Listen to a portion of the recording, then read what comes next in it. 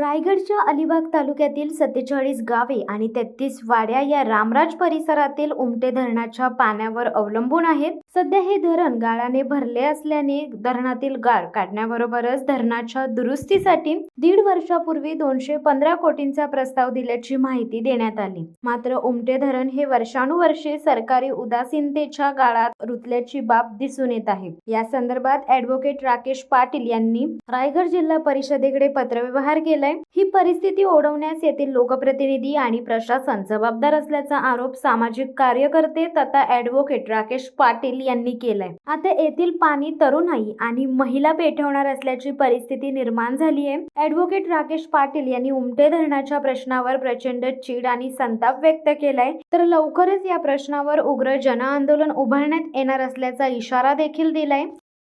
शिवसत्ता टाइम्ससाठी Dhammasheel Sawant, Raigad.